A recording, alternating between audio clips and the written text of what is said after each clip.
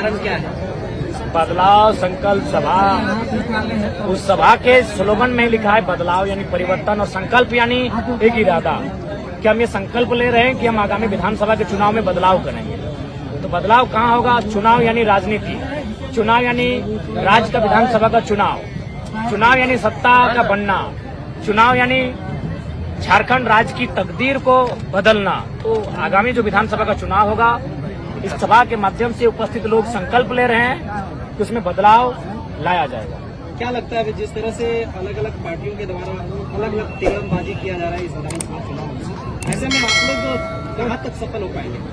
जी, हम लोग वे लोग जितना टॉर्चर करेंगे, जितना कूटनीति, जितना कंस्पिरेसी करेंगे, जितनी साजिशों को रचने का कार्य करेंगे, हम लोग उतना मजबूत होके बाहर निकलेंगे और अपने आप को ताकतवर बनाएंगे।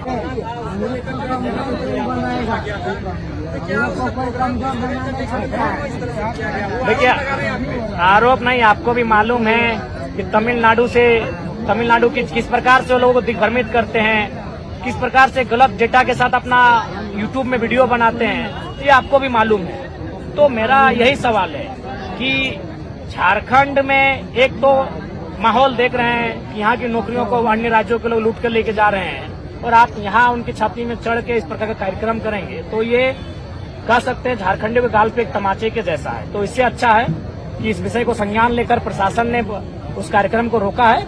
ये एक बढ़िया संदेश। हमें लगता है कि और 4-5 दिनों में पहली सूची जारी हो जाएगी, उसके बाद धीरे धीरे दूसरी, तीसरी, चौथी, 5वीं, 6ठी, 7वीं सूची जारी होगी।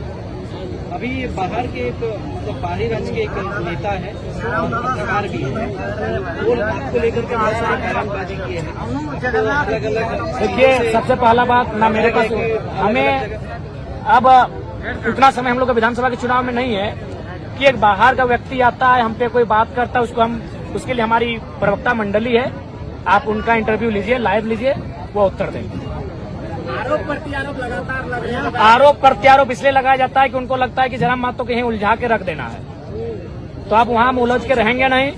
2 महीने का समय है, 2 महीने में हमको पूरा 81 विधानसभा को कम से कम एक बार टच करना है। हम उसी मिशन के साथ निकल चुके हैं। आपको जैसे सीजीएल का एग्जाम होता है, उस बीच जो इंटरनेट सेवा को बंद कर दिया जाता है, पहली बार ऐसा हुआ है कि देखिए, इसका मतलब सरकार को शंका है, इसका मतलब सरकार को शंका है कि पेपर लीक हो चुका है या पेपर को हम लोगों ने बेचा है, अब वो व्हाट्सएप ग्रुप में कहीं वायरल ना हो, इसलिए। यानी अगर सरकार ने इंटरनेट को बंद किया है तो सरकार को अपने खुद के कार्य प्रणाली पर शंका है, तभी उन्होंने ये कदम उठाया। किस तरह का कैंडिडेट देना चाहेंगे, क्या मुद्दा रहा? देखिए, मुद्दा एक होता है स्टेट लेवल का, एक मुद्दा होता है उस क्षेत्र का, और एक मुद्दा होता है गांव-गांव का। तो इन तीनों मुद्दों को, तमाम मुद्दों को हम लोग एक बिंदु में, एक माले में पिरोकर यहाँ के प्रत्याशी का नाम की घोषणा करेंगे। ये हर एक जगह यही होगा। लगातार 10 दिन का समय देते हैं कि अगले 10 दिनों में हम लोग कुछ प्रत्याशियों के नाम घोषणा करेंगे, लेकिन अभी तक एक भी प्रत्याशी का नाम नहीं। देखिए, सबसे पहली बात है, नई पार्टी है, सबकी नजर हम पर है, हमारे प्रत्याशियों पर है, तो इसलिए हम लोग को अभी थोड़ा कदम फूंक के रखना है। हम लोग अभी समन्वय समिति की बैठक चल रही है, उनको समझाया बुझाया जा रहा है। एक बड़ी सवाल संजय मेहता ने, देखिए, सवाल का उत्तर दिया जा चुका है, और इस पे सवाल हमसे उस दिन कीजिएगा। सबसे पहले उनको बधाई, वो फले फूले, जीवन में बहुत आगे बढ़े, लेकिन सवाल का उत्तर हम उस दिन देंगे जब वो अपने संगठन के बाद चुनाव लड़ेंगे और 8.5 लाख वोट उनकी पार्टी ले आएगी। तब हम लोग 8.5 लाख वोट लाए हैं, तो हम लोग अपना उनपे तभी हम लोग बात करेंगे जब वो 8.5 लाख वोट लेकर आएंगे।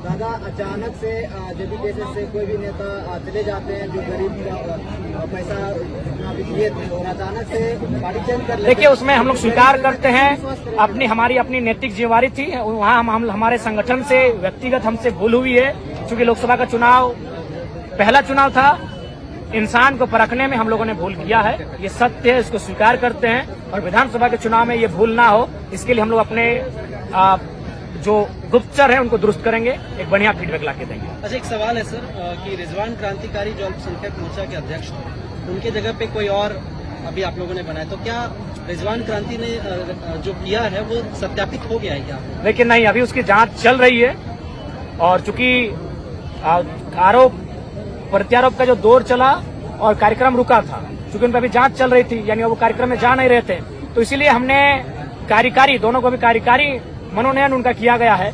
जांच की रिपोर्ट जैसे आएगी और उस रिपोर्ट में जो भी तथ्य और बिंदु सामने आएंगे उसके बाद हम लोग एक निष्कर्ष पे पहुंचेंगे। ऐसे उम्मीद है कि वह कहीं ना कहीं वो संलिप्त ना हो, हम लोग ऐसी आशा और अपेक्षा करते हैं। जयराम महतो का और एक आया हुआ है कि चाइना से कहीं आपका फंडिंग हो रहा है। ठीक है, तो आप हमारे अकाउंट नंबर को ले लीजिए, जो नया अकाउंट, चूंकि जो भी प्रत्याशी हैं उनको नया अकाउंट चुनाव के समय बनाना पड़ता है 10 दिन के, मतलब लेटेस्ट नया। जांचिए आप, ये मीडिया का काम है।